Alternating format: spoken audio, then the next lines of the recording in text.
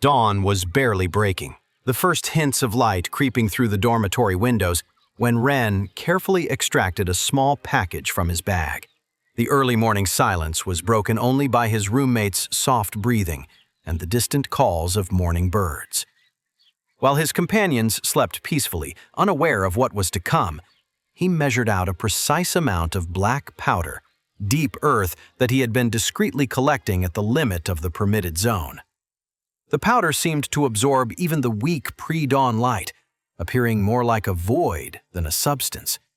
It was a rare and difficult material to find, earth that had managed to absorb mana without transferring it to nearby crystal deposits. At the depths they were allowed to reach, it was truly challenging to locate. But Ren's knowledge had made the task considerably easier, showing him exactly where to look and how to identify the genuine article among similar-looking but useless samples. The deep earth was the perfect sealing agent for Taro's beetle, though this detail appeared in none of the books his friend had so diligently studied. Ren could recall seeing Taro poring over tome after tome in the library, searching for information that had been right in front of him but misinterpreted by generations of scholars. Liu had mentioned deep earth as a necessary component for some earth beasts, but he had incorrectly associated it with processing rather than sealing. It seemed to have been pure luck and coincidence that he'd mentioned it at all. He could have perhaps used Liu's argument to make it easier for Taro to accept, but he knew Taro read several books about his beast. Therefore, to avoid further discussions and potential interference, Ren had decided to keep this step secret. The fewer questions asked about his methods at this stage, the better. Under the protection of his sheets, he worked with surgical precision. Each grain of the black powder was measured exactly, his movements careful and deliberate.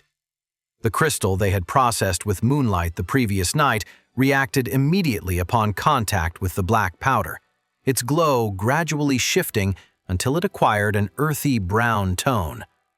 The transformation was fascinating to watch. The crystal's inner light seemed to pulse and swirl as it absorbed the powder's properties, like watching soil dissolve into clear water, but in reverse.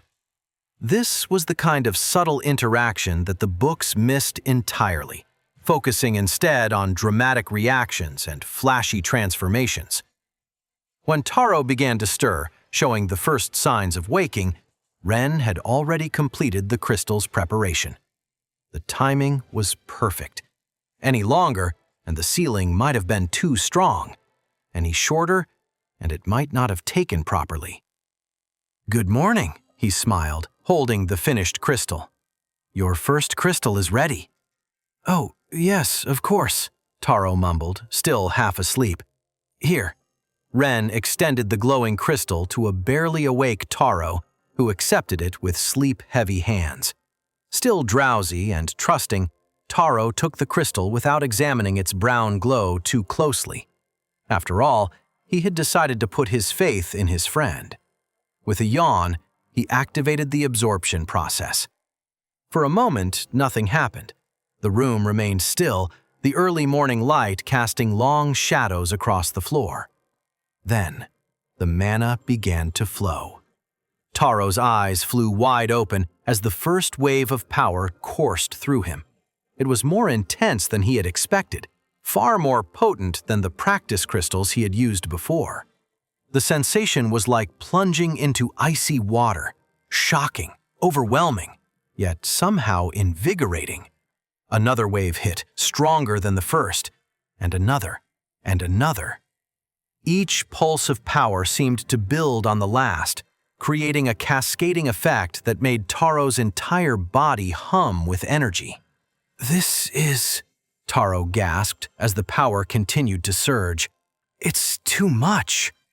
Liu leaped from his bed the moment he saw Taro's veins begin to glow with an unmistakable blue radiance, the telltale sign of mana poisoning.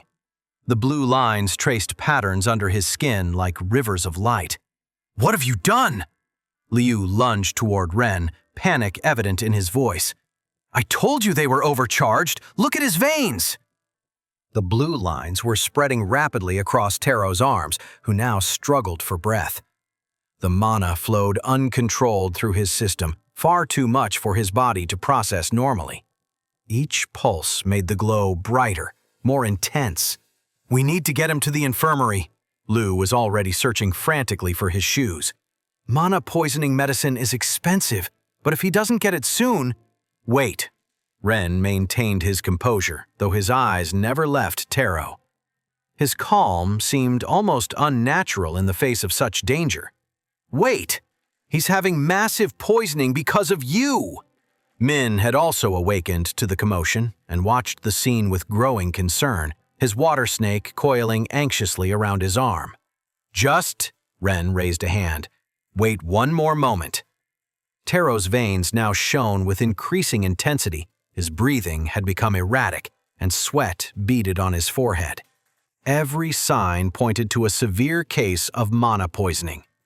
"Easy." Ren gripped Taro's shoulders firmly. "Breathe with me.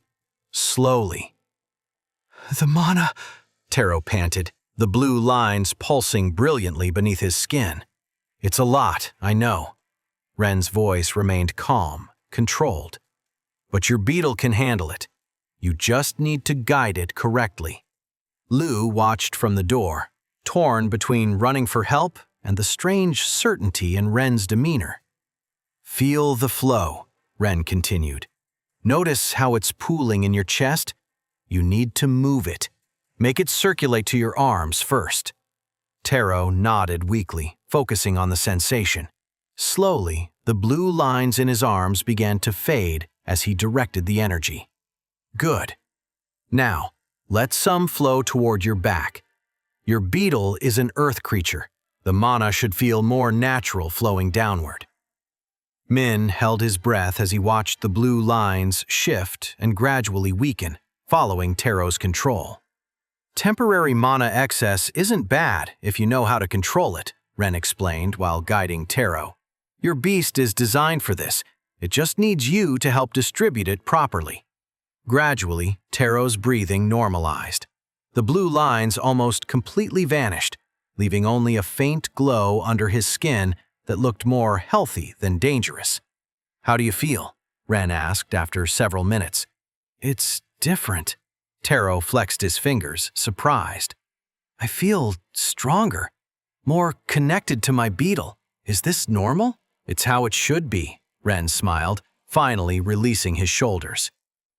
"Traditional crystals have less mana to avoid poisoning, but your beetle can handle more to shorten the period by much, as long as you guide it correctly."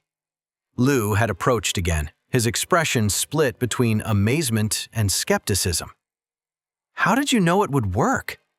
"Because I know beasts better than the books suggest," Ren replied simply. "And this is only the first day." Taro stood up, experimenting with his new sensation of power. Not only had he survived the apparent poisoning, he felt better than ever. The first crystal had worked exactly as Ren had planned. 99 more, and the beetle's evolution would be undeniable. Wait, that's not the end. You've just had a free taste. Now get the full story on the Pocket FM app, link in description. Check out our next video and playlist, and don't forget to like, share, and subscribe.